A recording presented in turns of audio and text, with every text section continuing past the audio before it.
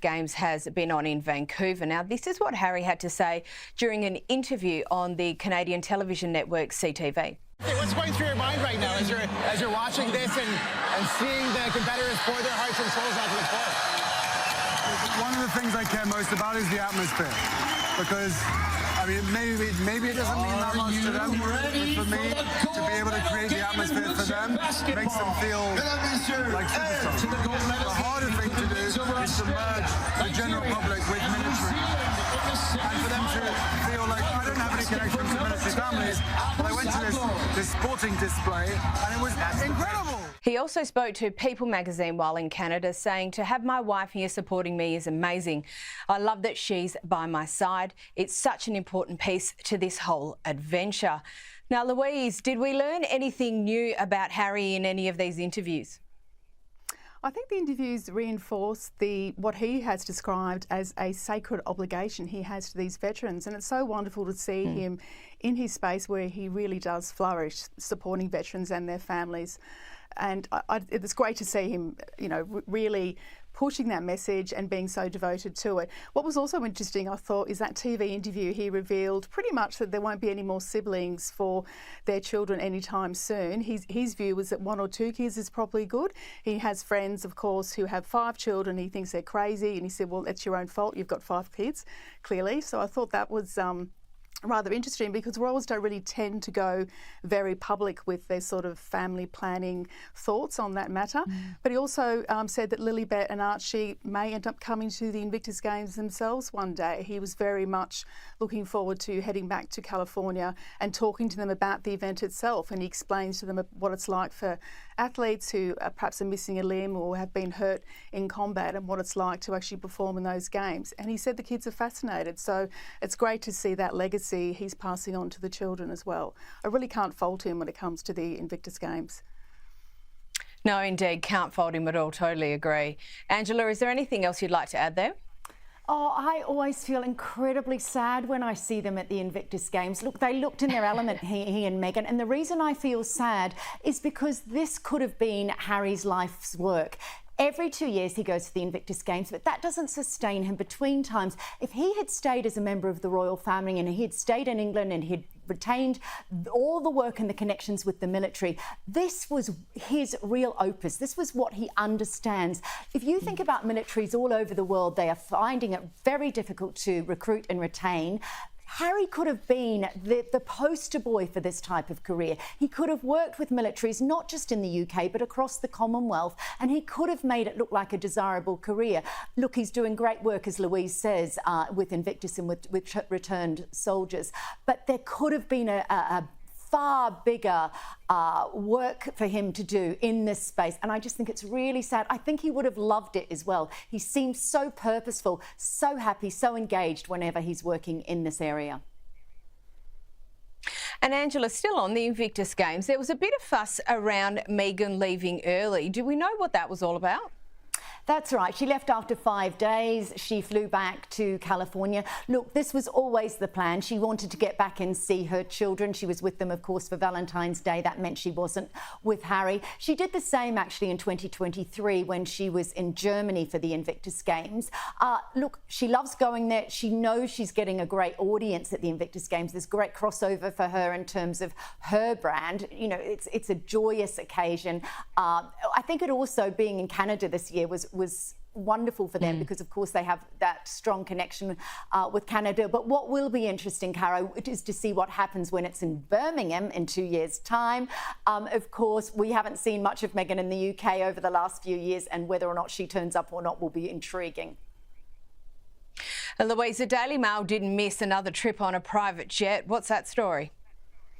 So instead of getting a commercial flight, of which, of course, the optics would be a lot better for Meghan, given she's somebody who works a lot in that environmental space and has won Green Awards, but clearly that dedication to be a conservative person is not sort of parlayed out into her actual travel plans itself.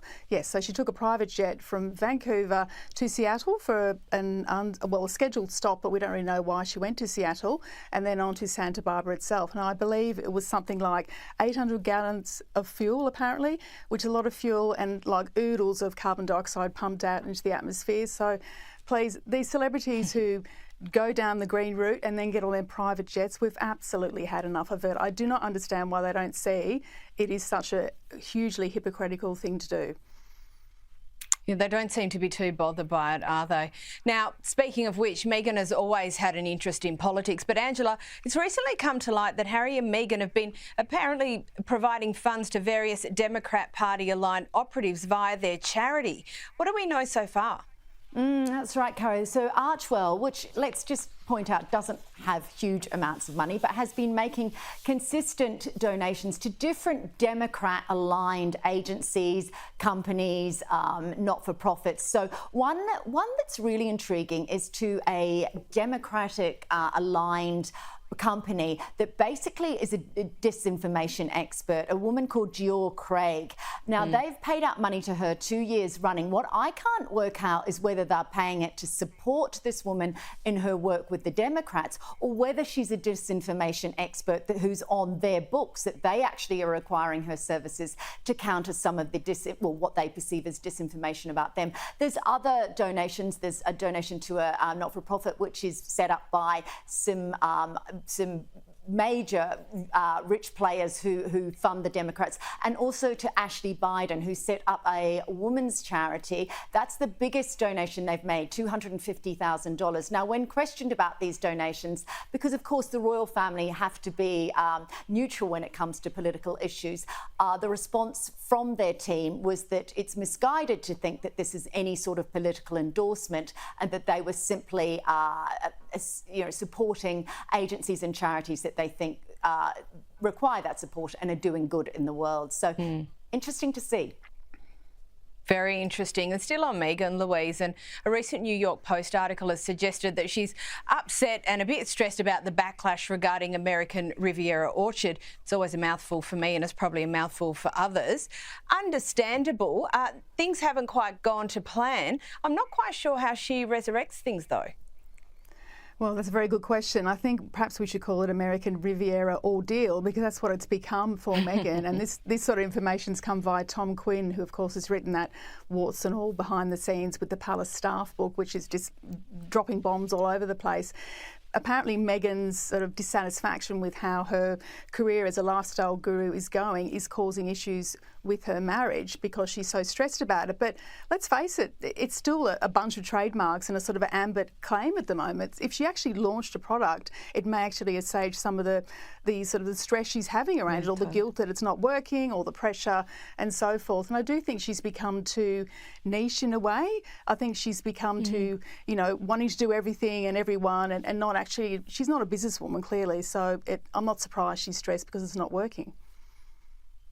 And Angela, I've only got about 45 seconds left, but a very interesting piece by Camilla Tomney in the UK Telegraph regarding Prince William being the royal family's secret weapon. What's her proposition, and what's your view? Absolutely think she's right. She makes the point that William has sort of come into his own, that we thought that Spare and some of the revelations that Prince Harry gave in that book would be destabilising for William. Quite the opposite. Obviously what's happened with his family, having his father and his wife both having cancer, it's shown the man and the mettle that Prince William has. He's 42.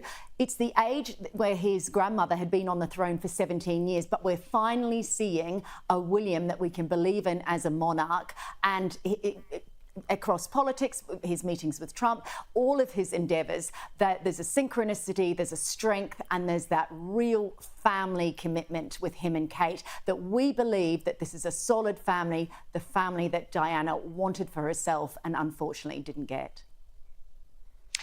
That's an excellent observation. Angela Mollard, Louise Roberts, thank you as always.